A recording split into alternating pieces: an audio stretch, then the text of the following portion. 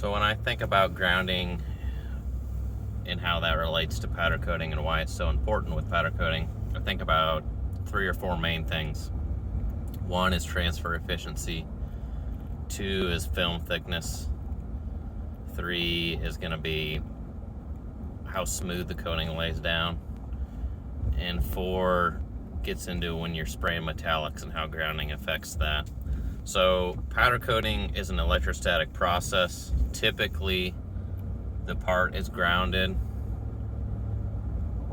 and the actual gun operation is supplying the charge, and it's charging the powder as it comes through the gun, and then the powder is attracted to the grounded part. That's why we're typically always coating metal. At Kaiser, there are ways that you can coat non-metal substrates, pretty new recent developments, but at Kaiser we only do metal.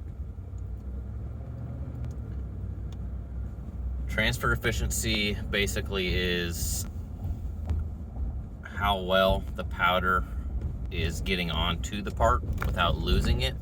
Meaning, if you're spraying 10 pounds of powder, if you have 100% transfer efficiency, all 10 of those pounds end up getting on your parts and you have no waste. That would be an extremely ideal situation that never happens.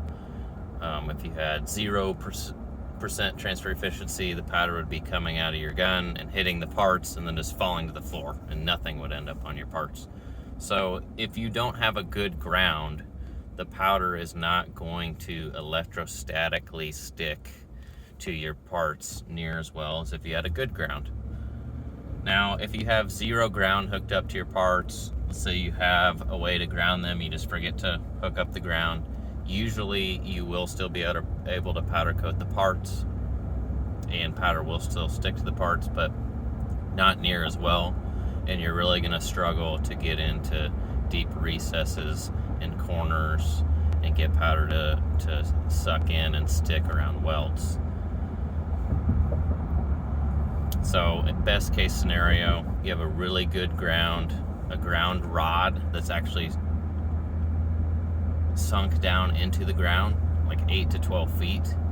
That's how you actually get a good earth ground, and then you come off of that rod with some pretty large gauge cable, or I guess small gauge, but that means large diameter, so like a 2 gauge or a 4 gauge battery cable.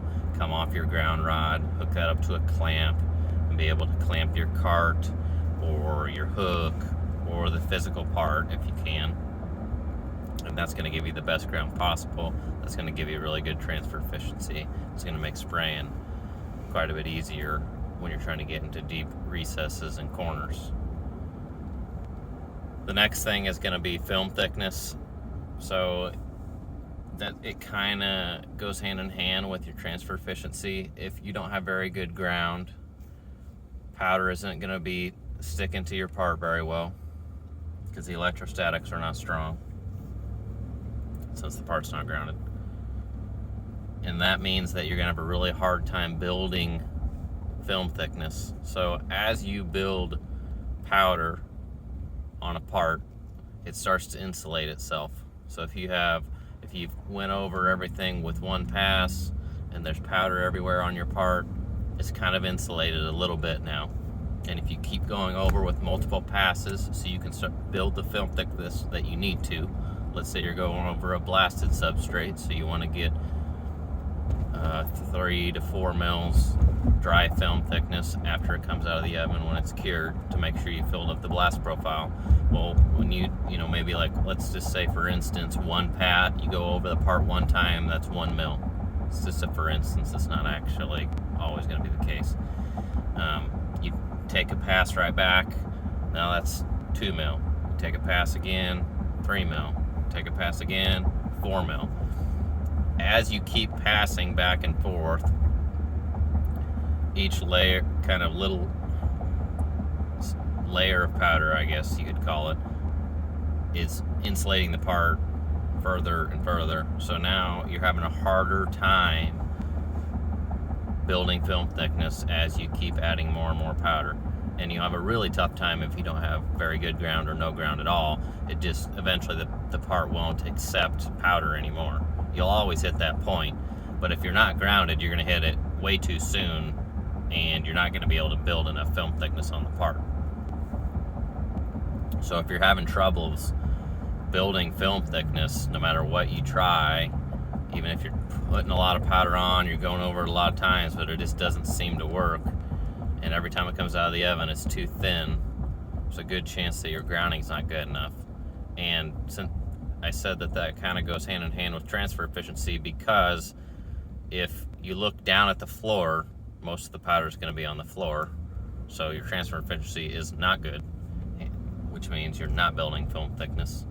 So those are a couple indicators. You're not being able to build film thickness, and you're checking it with a film thickness gauge, and there's powder all over your powder room floor, a lot of it all the time. That could mean that your ground isn't good enough.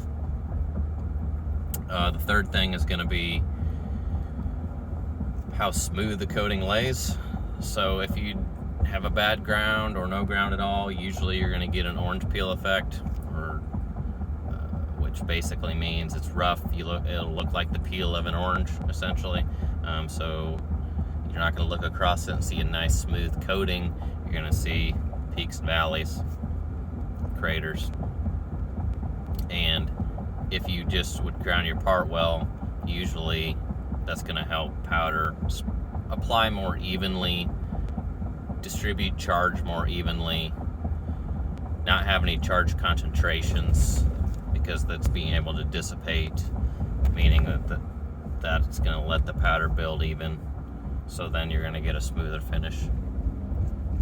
One thing that you can run into, and this is kind of technical for people that have actually sprayed powder coating on a regular basis, you can get in a situation when you're spraying pretty much any part.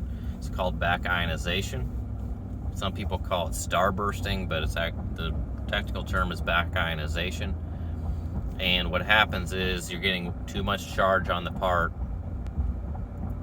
and then the powder has nowhere to ground to anymore.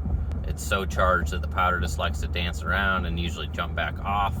And when it does that kind of dancing around, like literally when you look at it, you kind of see it popping and moving.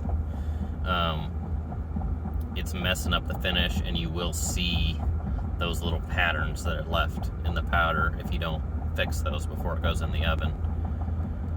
And if you're not grounding your part at all, you will get back ionization very quickly, because there's nowhere for that charge to go. When the part's grounded, there's a place for the charge to go, there's a place for it to dissipate, so you can keep building powder and the charge dissipates, so you don't have to worry about it charging up the surface, and then you almost have like a repel of charges essentially, and that's why the powder doesn't want to stick, and it's moving around and it jumps off. So grounding is extremely important with respect to film thickness, transfer efficiency, smoothness of the part. And then when you get into metallics, which is kind of a whole other subset of powder coatings, grounding is also really important. Metallics are hard to spray in general. You have bonded and unbonded. We're not going to get into those in this video, but if you don't have very good ground, what typically happens when you're spraying a metallic, you just get a lot of inconsistencies. It's really hard to be repeatable. It's hard to get it to look the way that you want it to look. It usually comes out looking weird. There's a lot of different ways that it could come out, with different flaws that make it look odd and not the way that the sample panel looks. And so if you're really struggling with your metallics, usually the first place to start, at least based on our experience, the first place we start is, are we getting a good enough ground? And this is probably a good time to talk about, even if you have a ground rod in the ground and you have a nice cable hooked up to it and a nice clamp, and you're grounding your cart, that's great. But you have to remember, you need a good, clean path all the way to your ground rod. So what I mean by that is, if you're not maintaining and cleaning or replacing your hooks, and your hooks have a ton of powder buildup, that means that your parts are hanging on these really dirty hooks. So there's no way that the parts can be grounded unless because of the hook is insulating it. And then if you're like, nope, I got clean hooks, I'm good. Okay, what is the hook hanging off of? Some type of crossbar hanging on top of your cart. Usually the top of carts get a lot of buildup of powder on top of them. So you might have a clean hook, but whatever it's hanging off of might be dirty or full of powder. So now that's insulating, and now you can't get a good ground because of that.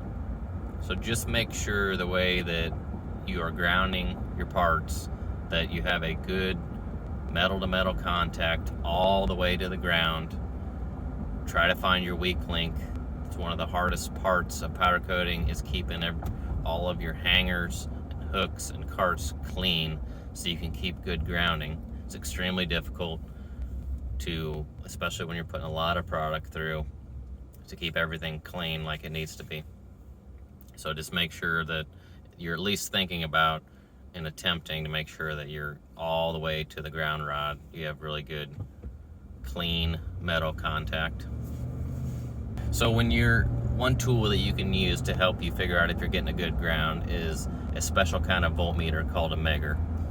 And so basically what you're doing is you're trying to test the resistance between your ground rod, so you're going to be going to the ground rod, and then your part. And if you see, okay, I don't have a good ground because there's a lot of resistance, that would mean that you don't have good ground. If you see a lot of resistance, so then you keep moving back. You say, okay, then I'm going to go to my hook, still a lot of resistance. It's going to go to my top of my cart. Oh, I'm good there. There's no resistance. Okay, then there must be something wrong with your hook.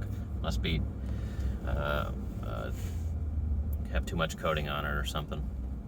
So meggers are more expensive than voltmeters, a little harder to find than voltmeters, but if you just go on the internet and search megger, which is because it's for like mega ohm, because you're testing, when you're trying to use it to test resistance between two pieces, you need something that can measure really, really high resistance. A regular voltmeter won't be able to measure it, so it's not going to give you an accurate reading because it's not meant to measure that high of resistance.